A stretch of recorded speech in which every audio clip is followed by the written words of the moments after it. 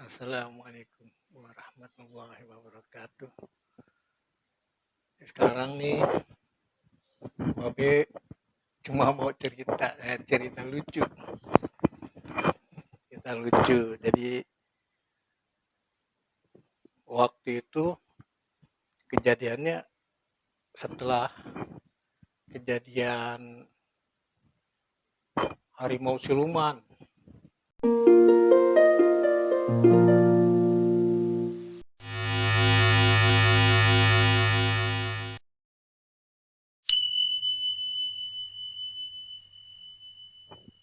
Jadi Babe lagi tiduran. Jadi centang cuman tangan yang satu begini, satu kesini nih di senderan di apa namanya nih sopanya. Satu gini, satu kakinya lurus.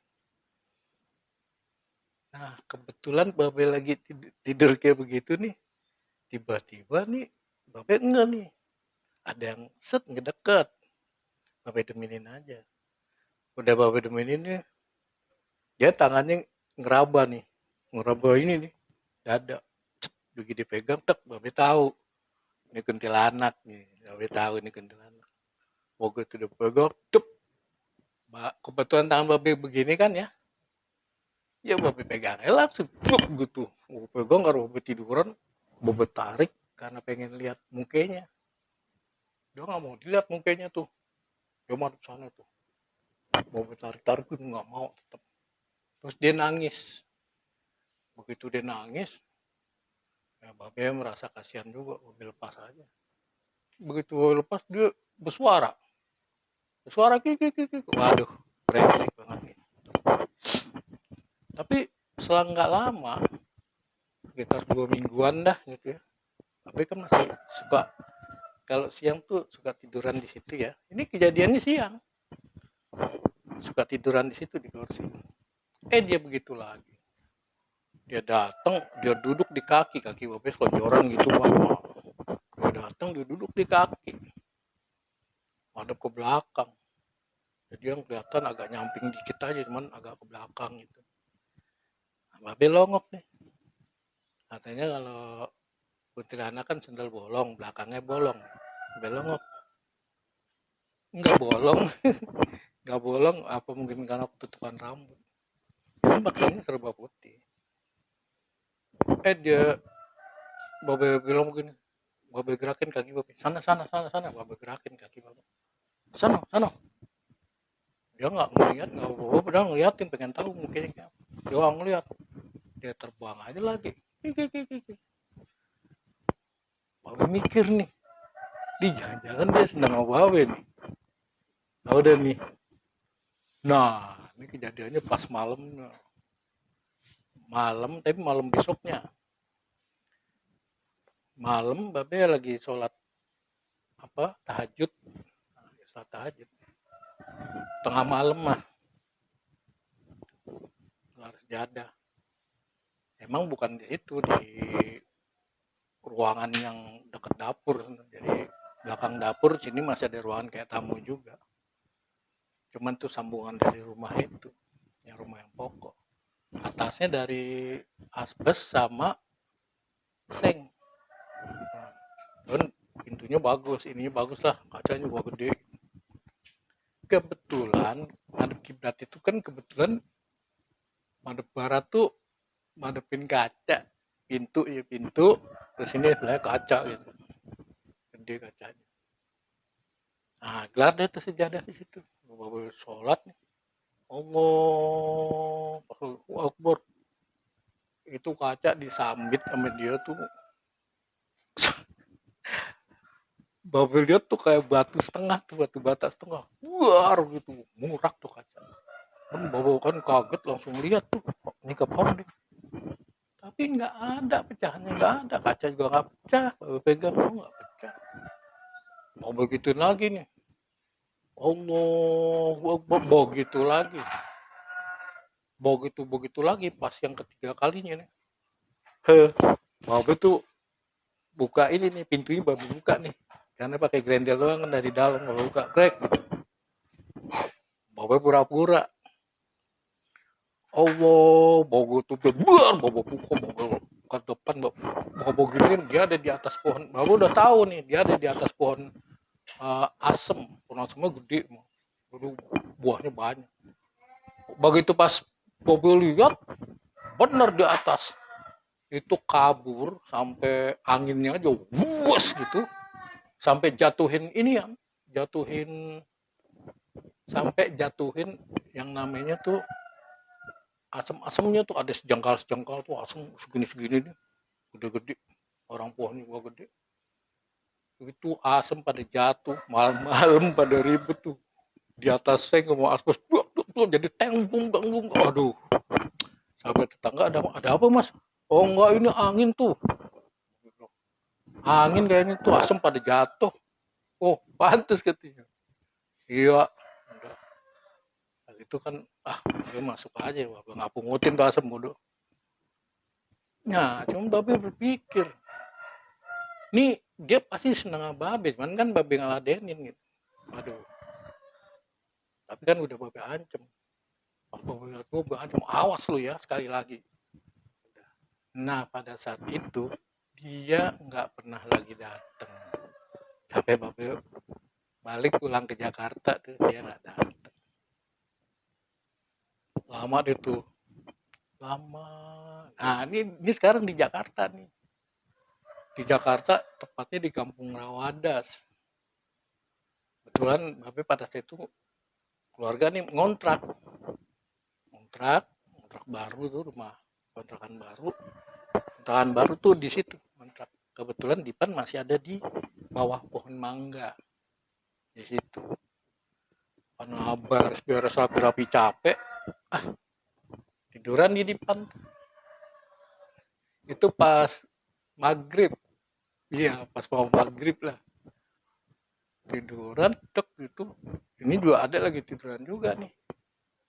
Ade babe, ada. Dia juga belajar sama babe, namanya sama adek, sama abang adek. Kasih pelajaran adeknya. Babe tiduran, dia tiduran juga kan. Lihat ke atas pohon mangga. Lihat di atas pohon mangga. Nah itu kuntilanak enak banget, lagi guncang-guncang kaki. Iya, guncang-guncang kaki. Kayak kita lagi nyanyi ya, ya. Tapi nggak kedengeran suaranya. Babe nengok, babe kasih unjuk adik nih, gitu. Karena adik tuh cekiki kan, gitu. Ya, tuh kuntilanak ngelihat ke bawah. Ke bawah, mukanya kelihatan babe. Jadi putih tapi putih pucat gitu.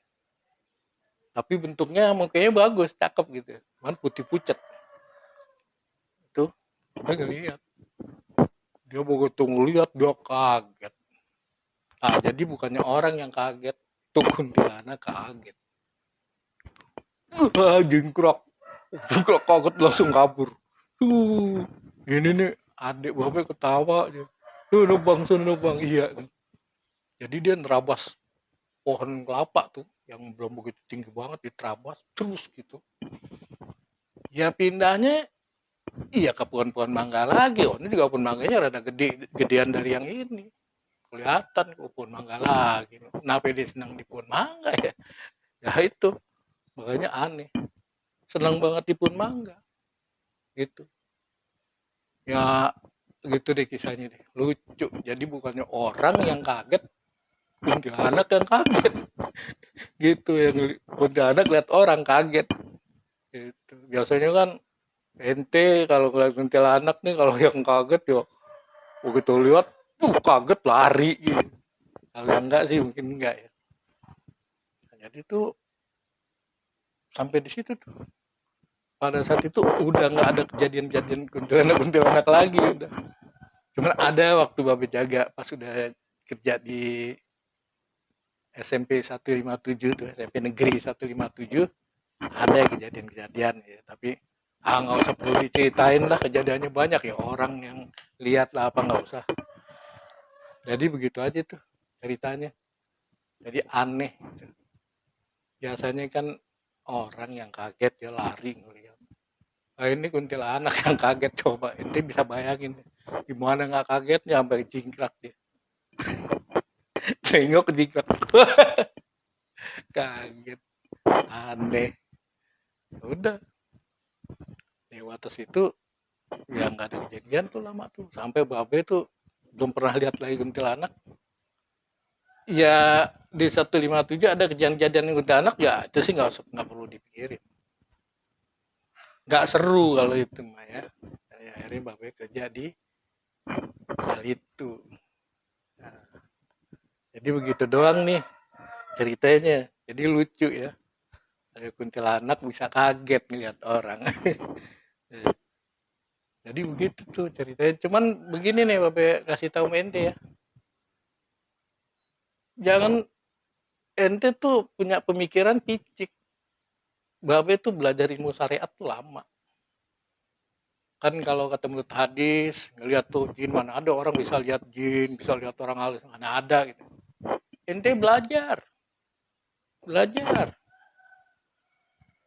Contohnya begini. Kalau rumah ente kotor, kaca juga pada hitam ya. Tuh kacanya ente lapi, lama-lama tuh kaca bening. Jadi ente di dalam tuh bisa lihat orang keluar. Cobain diri kita. Ini kotor. Kalau kita bersihin terus-menerus, di sini zikir, ingat Allah. La ilaha illallah. Di sini Allah, la ilaha illallah Allah. Gak usah mikirin apa-apa. Pikirin apa yang ente pengenin tuh sekejap tuh, oh ini itu aja. Jadi la ilaha illallah di sini Allah gitu. Itu yang dipikirin terus. Itu kalau orang hakikat bilang itu yang namanya sholat daim tuh orang hakikat. Babe belajar ilmu hakikat. Ya nggak cuma sampai di situ aja kalau babe. Kedalaman sampai ilmu hakikat pun babe ngalamin gitu. Kejadian-kejadian aneh. Jadi supaya inti paham ya. Jadi inti juga jangan sekali-sekali kalau ada orang kok dia nggak sholat, inti bilang kafir apa nggak boleh ya. Mungkin aja pada saat ini dia belum ya, dia belum, atau mungkin aja ya dia belajar ilmu hakikat karena syariat dan hakikat beda. Syariat 17 rakaat, ya kan? Tapi kalau orang syariat pernah nggak ingat dalam dirinya tentang la ilaha illallah atau di sini Allah? Ingat nggak sama dirinya? Kenal nggak sama dirinya? Tuh kalau orang hakikat kenal. Jadi kenal dirinya tuh. Jadi kenal dirinya, kenal Tuhannya. Tuh kalau orang hakikat paham. Belum lagi yang namanya kenal yang namanya ma'rifatullah, kenal akan Allah Ta'ala. Belum lagi itu udah jauh dah. Itu ilmu para aulia, para waliullah, Bapak nggak bisa jelasin, nggak bisa nerangin. Bukan berarti Bapak nggak bisa ya, nggak bisa dijelasin kalau ma'rifatullah.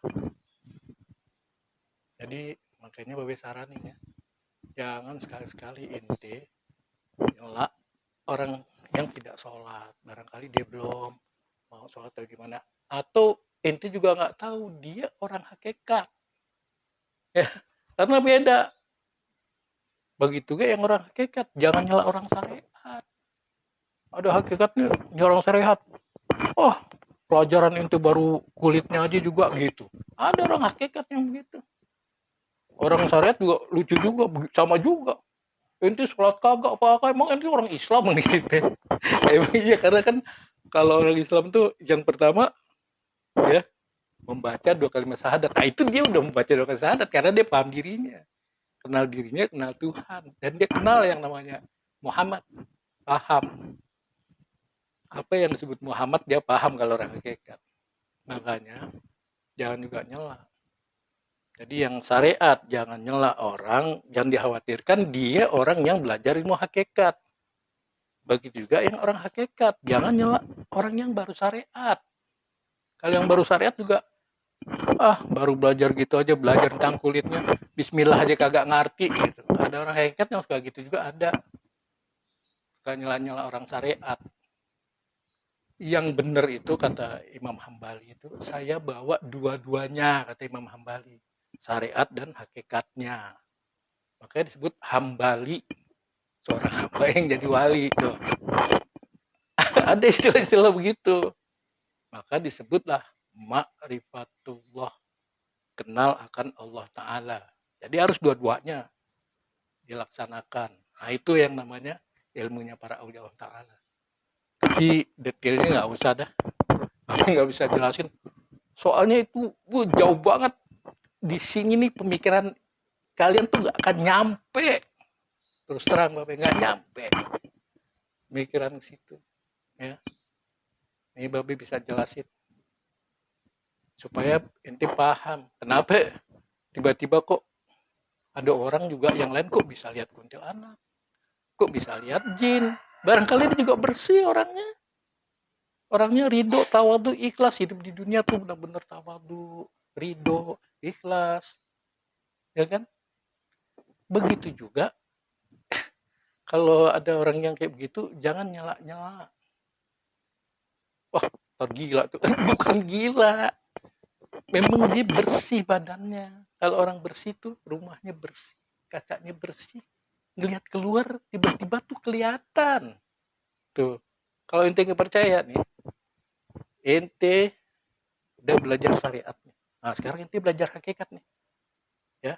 Tuh syariat dikantongin dulu. Nah, ente belajar hakikat. Terjun sepenuhnya hakikat. Kalau ente paham benar-benar hakikat, baru ente jalanin dua-duanya nih. Terjun dulu di hakikat. Ya. Nanti kalau ente terjun dalam ilmu hakikat, baru namanya ente paham. Jadi kayak orang munajat. Ada orang munajat mujahadah. Kalau orang syariat kan habis sholat itu terus dia munajat sama Allah, megang tasbih begini-gini aja atau baca-baca nih. Itu tafakur, itu namanya apa sih ya? Kalau ilmu syariat. Kalau yang namanya mujahadah munajat sama Allah Ta'ala, itu persis kayak Nabi Muhammad dulu di Gua Hiro, nggak ada siapa-siapa. Jadi sendirian. Itu dikasih tahu sama Rasulullah ya tentang napas, ya napas, duduk, tangannya harus bagaimana, ya.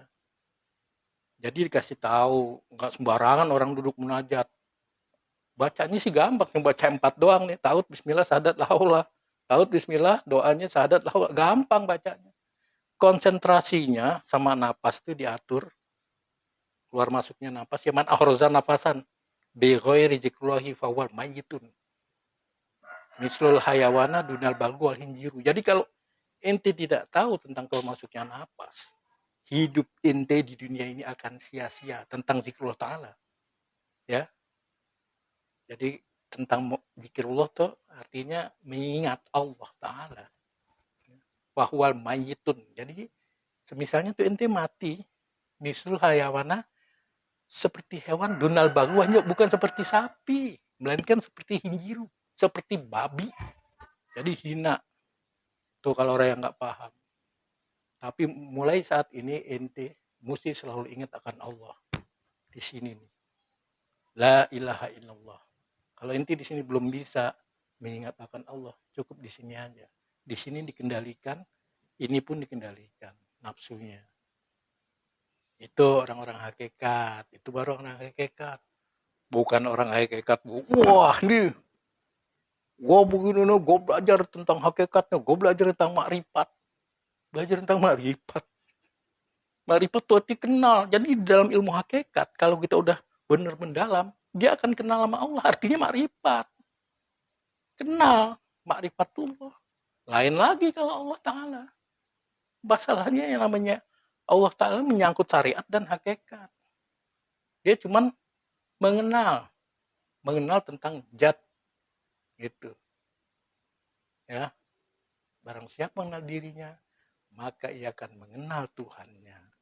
Tuh gitu kira-kira ya.